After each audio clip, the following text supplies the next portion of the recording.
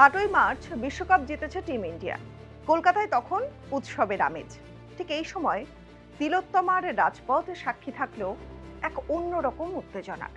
শহরে পা রাখলেন ভারতের মুখ্য নির্বাচন কমিশনার জ্ঞানেশ কুমার। লক্ষ্য 2026-এর বিধানসভা নির্বাচনের ব্লু প্রিন্ট তৈরি করা। কিন্তু বিমানবন্দর থেকে বেরোতেই তাকে স্বাগত জানালো কালো পতাকা আর গো ব্যাক স্লোগান। উত্তাল কলকাতা, উত্তাল রাজনৈতিক মহল।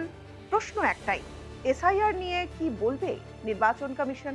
কমিশনারের এই 3 দিনের সফর ছিল একেবারেই ঘটনাবহুল। গোটা রাজ্যের নজর ছিল মূলত 3টি বড় প্রশ্নের দিকে। 1, আসন্ন ভোট কত দফায় সম্পন্ন হবে। 2, কেন্দ্রীয় বাহিনীর নিরাপত্তা বলয় কেমন হবে। রাজ্যের প্রশাসনিক সদর দপ্তর থেকে শুরু করে সাধারণ মানুষ সকলেই চেয়েছিলেন যে এই সফর থেকে কোনো বড় সংকেত মিলবে। 26-এর নির্বাচনের সুর বেঁধে দিতেই জ্ঞানেশ কুমারের এই ঝটিকা সফর। কিন্তু সফরের শুরু থেকেই বাধা। 8ই মার্চ রাতেই বিমানবন্দরে তাকে কালো পতাকা আর গো ব্যাক স্লোগান শুনতে হলো। 9ই মার্চ কালীঘাটের মন্দিরে পুজো দিতে গেলেন জ্ঞানেশ কুমার এবং সেখানেও তাকে সেই একই বিক্ষোভের সামনেই পড়তে হলো। স্লোগান আর কালো পতাকায় ঢেকে গেল গোটা মন্দির চত্বর। এখানেই কিন্তু শেষ নয়, দক্ষিণেশ্বরের মন্দিরেও ঠিক একই দৃশ্যের পুনরাবৃত্তি। কিন্তু এত সব কিছুর মধ্যেও জ্ঞানেশ কুমারের মুখে কোনো বিরক্তির ছবি ছিল না, কোনো অস্থিরতাও দেখা গেল না। বিক্ষোভ বা স্লোগানকে কার্যত গুরুত্বই দিলেন না তিনি।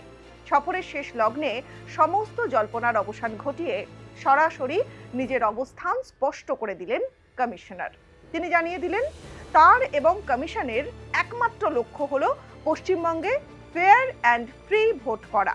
ভোটের দফা কত হবে বা নিরাপত্তা কতটা আঁটোসাঁটো হবে তা নিয়ে এখনই বিস্তারিত খোলসা কিছু করেননি। জ্ঞানেশ কুমারের এই 3 দিনের সফর কি সত্যিই বাংলার আগামী ভোটের সমীকরণ বদলে দেবে? বিক্ষোভের কালো পতাকা কি কমিশনের সংকল্পকে আরো দৃঢ় করে তুলবে, নাকি এই বিরোধিতার আড়ালে লুকিয়ে রয়েছে অন্য কোনো রাজনৈতিক চাল?